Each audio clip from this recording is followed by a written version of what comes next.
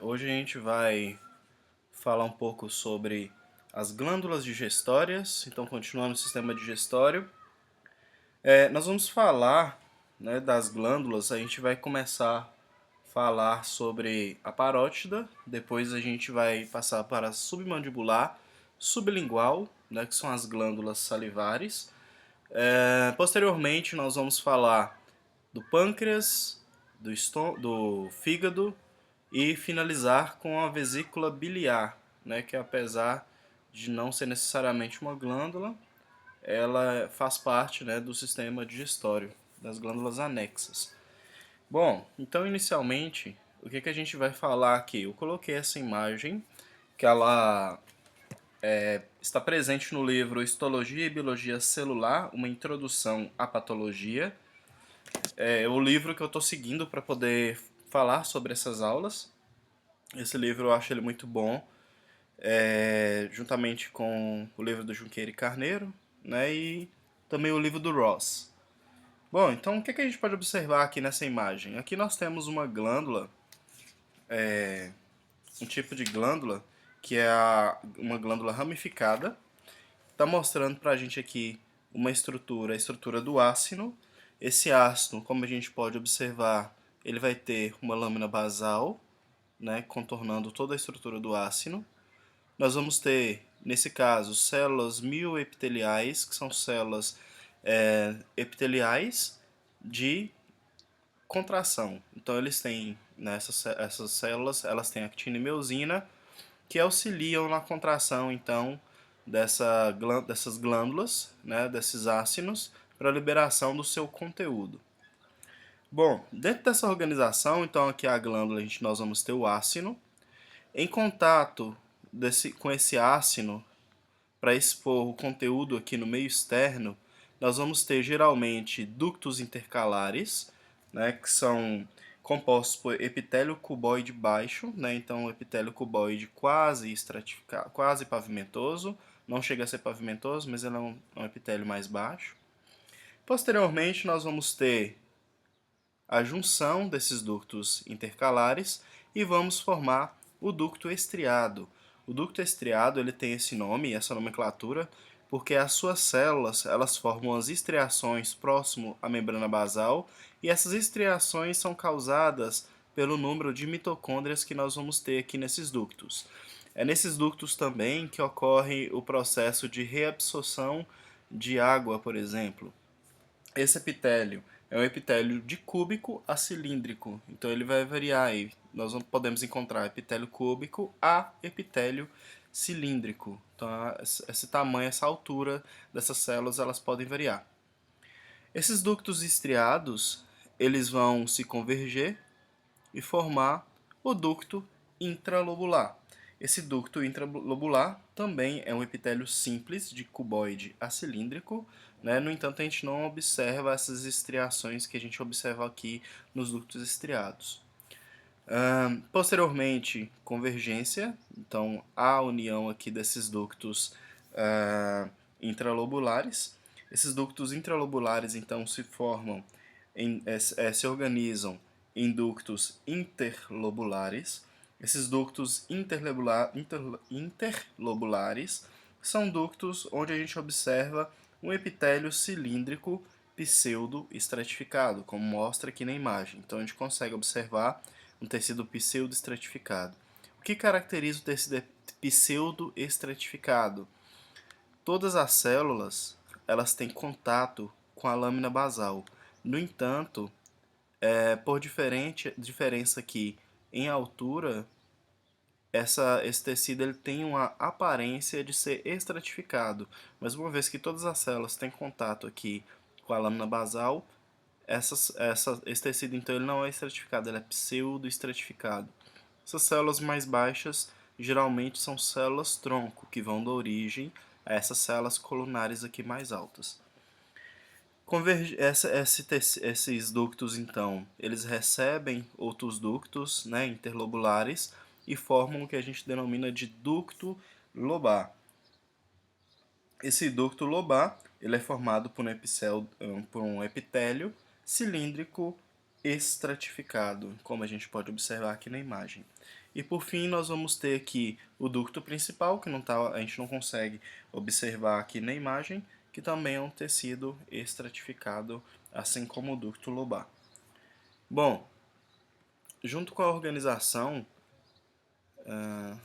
dessas glândulas, o que a gente vai ter? Só um minutinho que eu preciso voltar.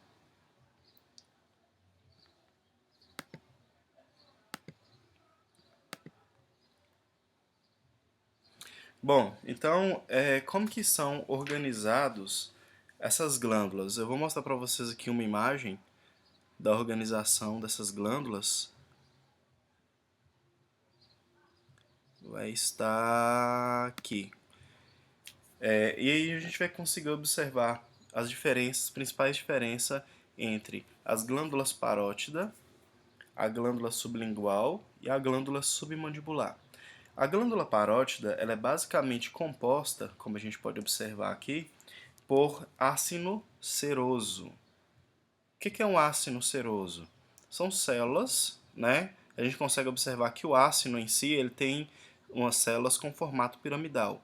Esse ácido seroso ele vai produzir enzimas que vão estar presentes na saliva.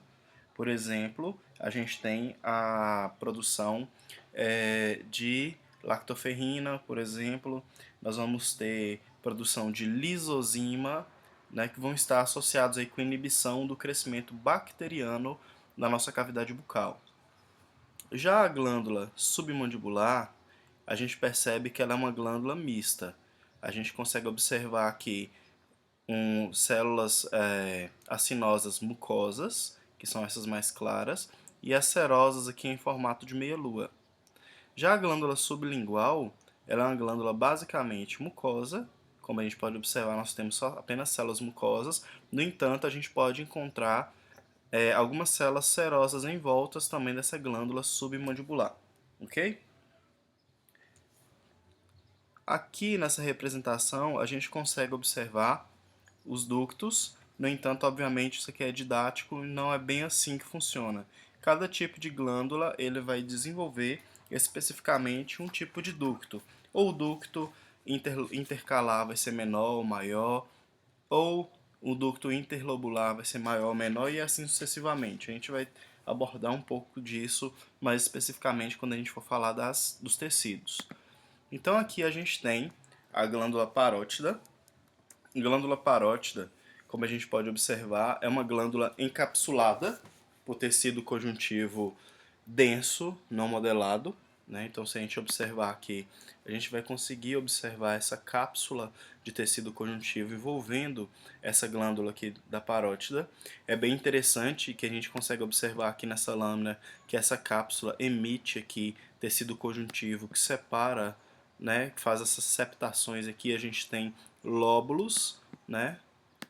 Separados aqui por esse septo, por essa septação de tecido conjuntivo, como a gente pode observar.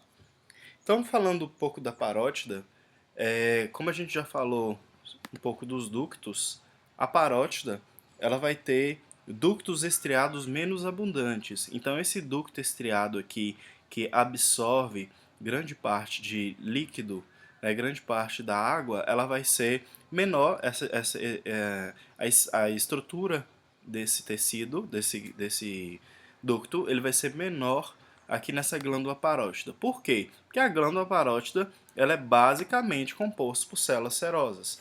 Então, se eu tenho células serosas basicamente aqui na parótida e eu produzo enzimas, geralmente isso aqui já vem muito concentrado. Então, não tem necessidade de absorção, muita absorção de líquido, como ocorre nas outras glândulas.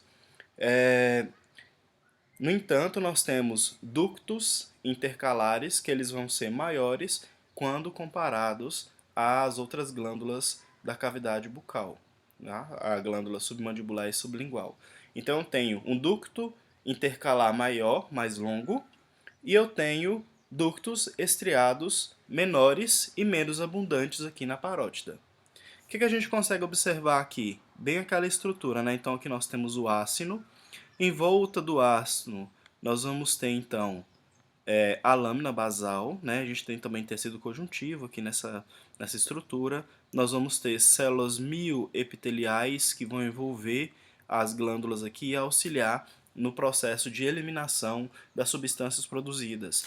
Percebam que essas células têm bastante grânulos, né? Bastante grânulos aqui no interior dessas células. Então, basicamente, isso daqui são os conteúdos produzidos por essas células.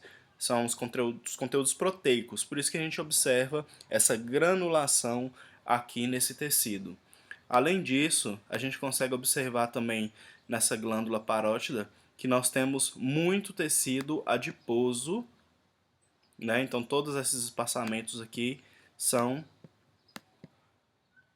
tecido adiposo que a gente pode observar nessas glândulas. Então nós temos a cápsula, mais uma vez, a cápsula. Nós vamos ter os lóbulos separados por septações de tecido conjuntivo.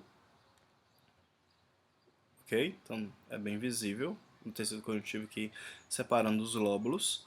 Nós vamos ter as células serosas, as células mucosas, também presentes nessa glândula, mas em menor quantidade.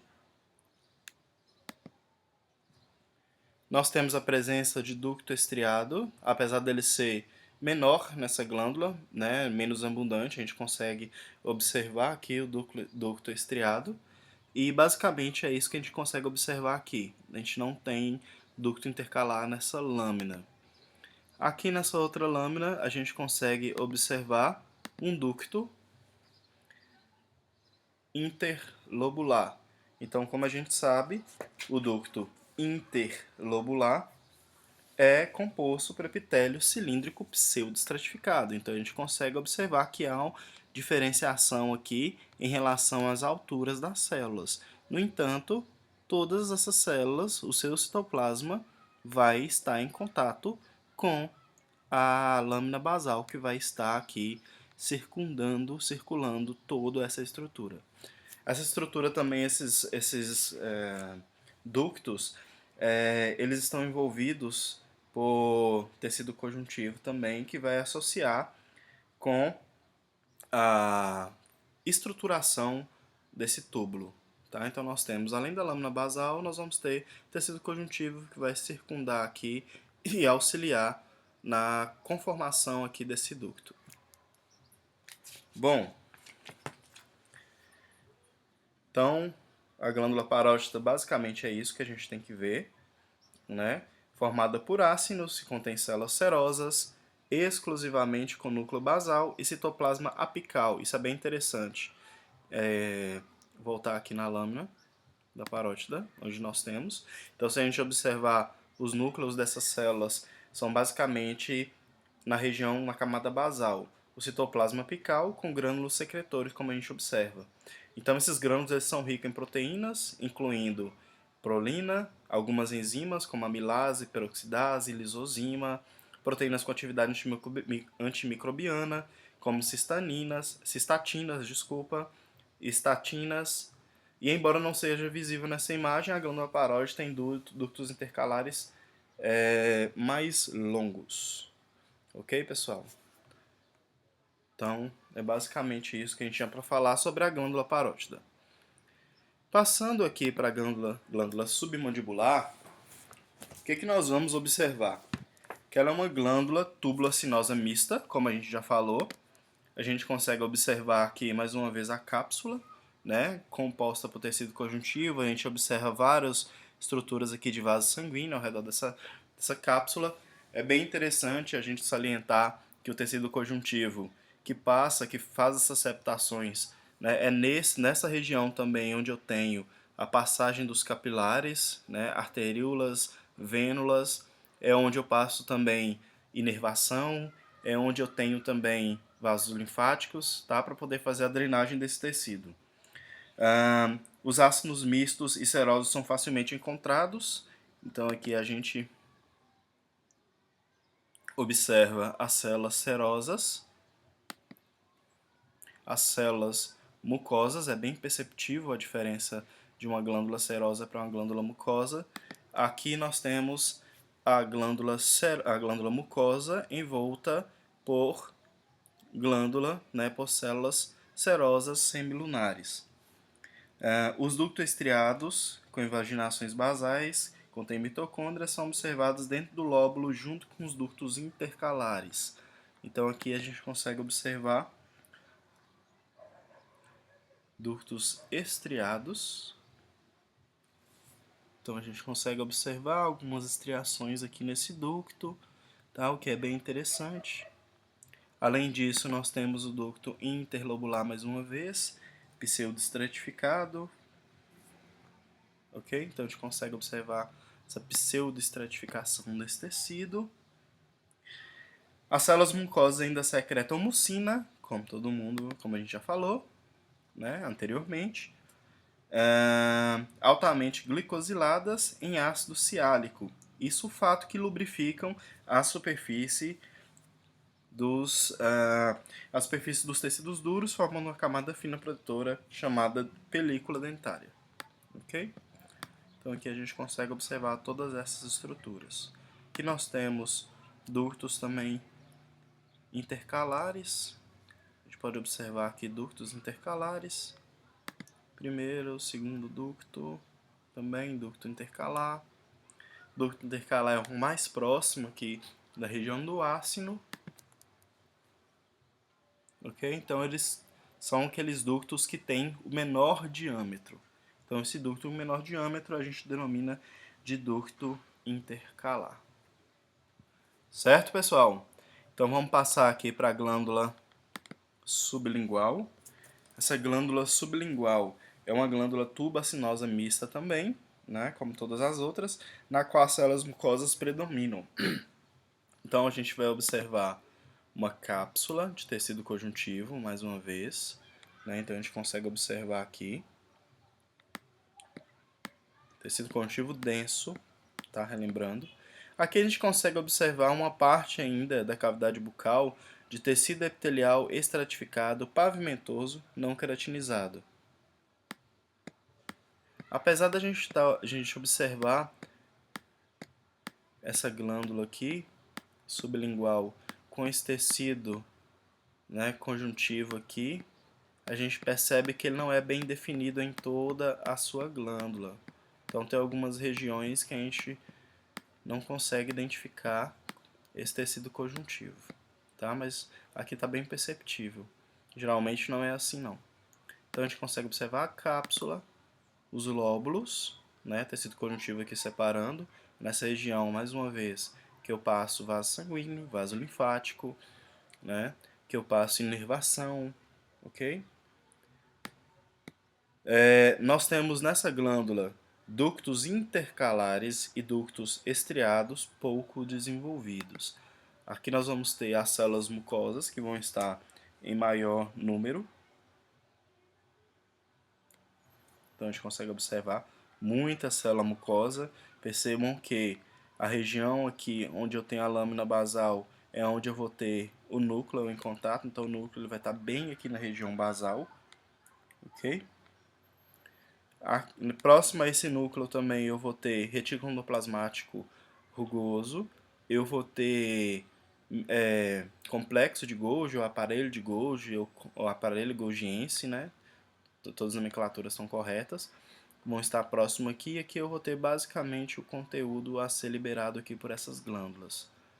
Aqui eu vou ter as glândulas seromucosas, uma vez que essa glândula é mista, então eu tenho glândula serosa, também aqui auxiliando aqui na formação do conteúdo a ser liberado por essa glândula. Aqui a gente consegue observar o ducto estriado, né? A gente consegue observar o ducto estriado e também o ducto interlobular. O ducto interlobular é um dos mais fáceis de ser identificado porque ele é pseudoestratificado.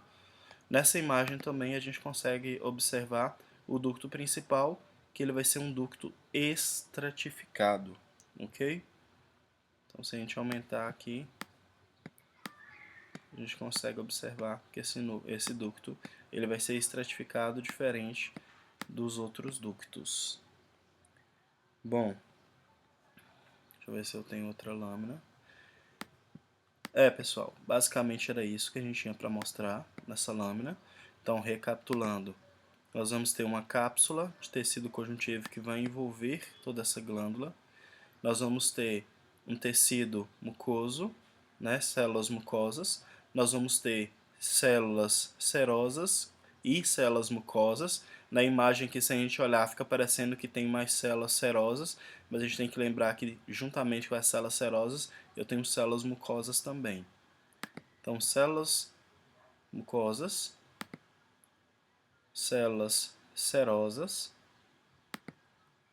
seromucosas. Aqui nós vamos ter o ducto estriado, ok? Ducto estriado aqui nessa região.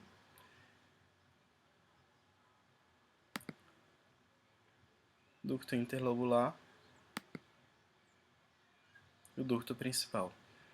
Muitas pessoas têm dificuldade de identificar o que é um ducto e o que é uma glândula. Geralmente, a gente tem que lembrar, a glândula, a célula mucosa, a célula produtora do conteúdo, ela tem um formato piramidal e ela vai ter esse formato diácino. Já o ducto, ele vai ter uma célula cilíndrica, então a gente consegue observar que é uma célula bem cilíndrica, geralmente vai ter o lúmen, exceto o intercalar, que pode não ter o lúmen, e ele vai ter esse formato circular também, com essas células piramidais. Então é bem fácil da gente distinguir um ducto de um conjunto aqui de células serosas e células mucosas. Bom, pessoal, nós vamos ter aqui também as células caliciformes nesses ductos. Essas células caliciformes também elas auxiliam na produção de muco aqui na glândula sublingual. Bom, espero que vocês tenham gostado do vídeo. Não esqueça de se inscrever no canal, porque sempre a gente posta coisas novas nesse canal. E espero que vocês tenham gostado dessa videoaula. Se inscrevam no canal, dá um joinha. Muito obrigado pela participação. Até mais, pessoal.